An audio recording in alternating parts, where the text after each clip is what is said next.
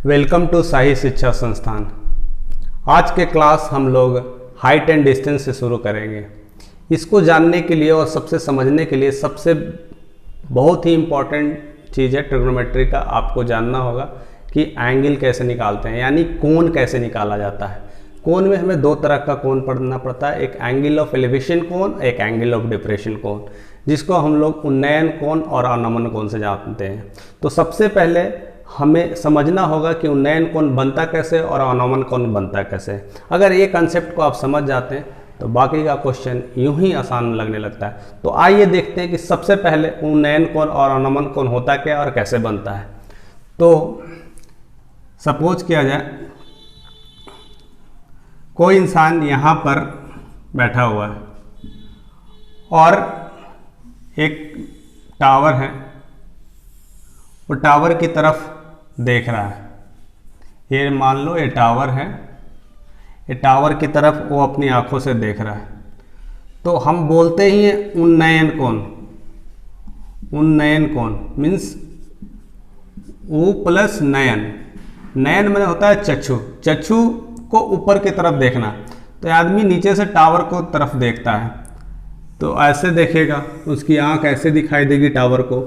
तो अपने जो क्षैतिज तल से है, क्षैतिज तल से ऊपर जितने कोण से देखता है उस कोण को उन्नयन कोण कहते हैं। मान लो थीटा एंगल से देखा, ये में भी 30 डिग्री हो सकता है, 60 डिग्री हो सकता है। जिस कोण से देखा उस कोण को हम उन्नयन कोण बोलते हैं। उस कोण को हम लोग उन्नयन कोण बोलते हैं। आपको क्लियर हो जाना चाहिए कि जैसे ही बंदा देखा, अगर कोई भी वस्तु को अगर देखता है अपनी आंखों से अपनी हाइट की तरफ, तो एंगल जो बनता है अपने क्षैतिज तल से ऊपर का जो कोण जिस तरह बनता है उस कोण को उन्नयन कोण कहते हैं।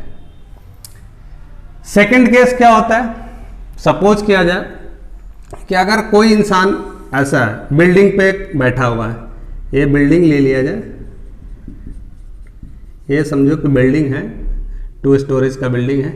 यहाँ पर कोई इंसान बैठा हुआ है और कहीं दूर रोड पे एक इंसान को ऐसे जाते हुए दिख रहा है।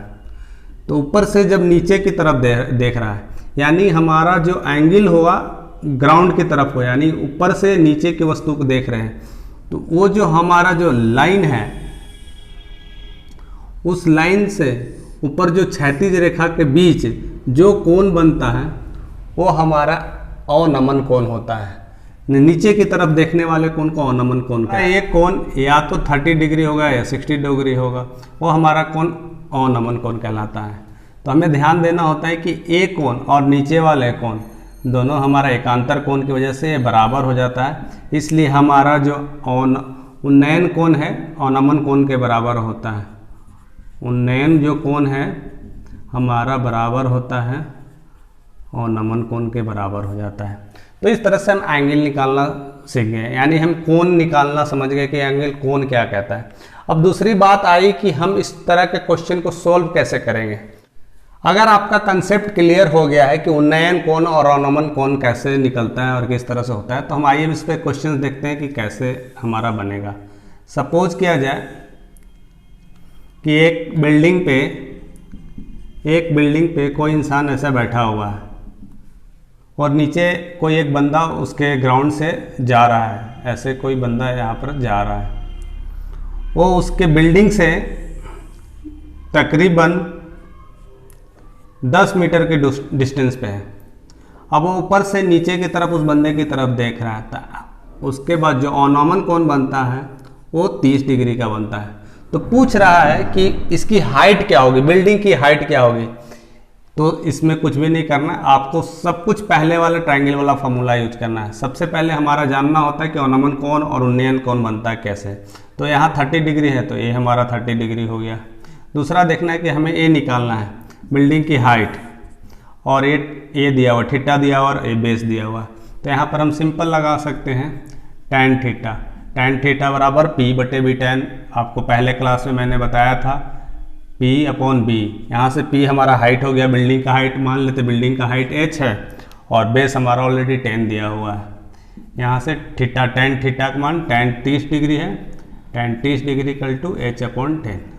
यहाँ से tan 30 डिग्री का मान 1/√3 होता है और h बराबर 10 दिया हो, तो इस तरह से हम तिरछा तिरछे मल्टीप्लाई करते हैं तो h बराबर 10/√3, इतना मीटर की बिल्डिंग की हाइट निकल जाती है। दूसरा क्वेश्चन करते हैं, ट्री ले लेते हैं। ये समझो कि ये पेड़ है, देता है कि पेड़ आंधी के कारण पेड़ टूट जाती है और इस तरह से टूटती है कि उसकी जो आधी जो डालियां हैं वो जाकर के कहीं ग्राउंड पे ऐसे अटक जाती है, ग्राउंड से अटक जाती है और उसका उन्नयन कोण दिया हुआ है 30 डिग्री दिया हुआ है। तो पूछता है कि जहाँ से पेड़ लगा हुआ है, पेड़ जो लगा हुआ जहाँ पर उसका बेस है और जहाँ पर उसका गिरता है डाली, उसके बीच का डिस्टेंस अगर दिया हुआ है, अगर 10 मीटर दिया हुआ है, तो पूछता है कि पेड़ की टोटल लंबाई कितनी होगी।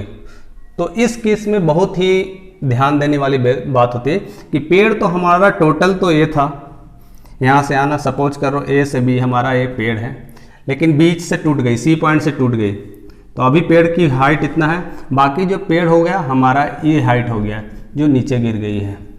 तो हमारा टोटल हाइट पेड़ की हो गई, मान लो ए एक्स है, ए वाई है, तो टोटल हमारा पेड़ का लंबाई कितना हो गया, टोटल लंबाई हमारा पेड़ का हो गया, ट्री का x प्लस वाई। तो यहाँ पर हमें देखना होता है कि x कैसे निकाला जाए और y कैसे निकाला जाए।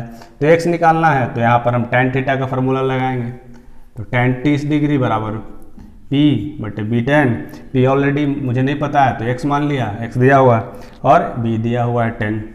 यहाँ से tan 30 डिग्री का मान होता है 1/√3, यहाँ से x बराबर 10/√3। ये आपका एक डिस्टेंस निकल गया। दूसरा हमें y निकालना है, तो y निकालना है तो यहाँ पर cos थीटा लगा देंगे, यानी cos 30 डिग्री बराबर हो गया b/h होता है, b हमारा 10 दिया हुआ है, h हमारा y जो निकालना है हमें। cos 30 डिग्री का मान होता है √3/2 होता है। यहाँ से हम y का वैल्यू निकाल सकते हैं, 10 × 2 20/√3 हो गया। अब हमारा x निकल गया, y निकल गया, तो टोटल पेड़ का डिस्टेंस हमारा कितना हो, x प्लस वाई। x का वैल्यू है 10/√3, y का वैल्यू है 20/√3। दोनों का एलसीएम लेना है, जोड़ देना है, 20 + 10 30/√3।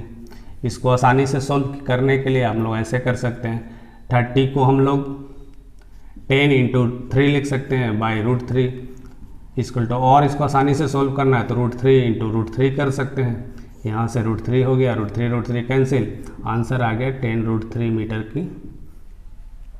हमारा जो पेड़ का लंबाई है 10√3 था, जिसमें हमारा जो टूटा हुआ पेड़, अगर कहता है कि टूटा हुआ पेड़ जितनी जो टहनी टूटी है उसकी लंबाई क्या है, तो यहाँ से निकालते हैं 20/√3। उसके बाद अगर पूछा जाए कि कहाँ से टूटी है, ज़मीन से लेकर के जड़ तक की उसकी ऊंचाई क्या है, तो यहाँ पर हम लोग x निकाल लेंगे या 10/√3। तो इस तरह से आपको क्वेश्चन पूछा जाता है एंगल ऑफ एलिवेशन से और एंगल ऑफ डिप्रेशन से। तो आप इस तरह का जितना भी इक्वेशन है, जब भी आपका उन्नयन कोण और अवनमन कोण का कंसेप्ट आता है तो आप इसी तरह का मेथड अप्लाई करिएगा। आपको हमेशा ध्यान देने की ज़रूरत है कि अगर उन्नयन कोण बनता है तो नीचे से ऊपर की ओर ऑब्जेक्ट को देखा जाता है, अगर अवनमन कोण बनता है तो ऑब्जेक्ट को ऊपर से नीचे की तरफ देखा जाता है। अगर ये कंसेप्ट आपको क्लियर है तो आप आसानी से इक्वेशन को सॉल्व कर सकते हैं और निकाल सकते हैं। बाकी का कंसेप्ट आपको बेसिक है, जो ऑलरेडी मैंने क्लास में बताया था। तो आप इस तरह से हमारे साथ बने रहिए और वीडियो का एंजॉय करिए और हमारे साथ सीखते रहिए। So thank you for watching this wonderful video.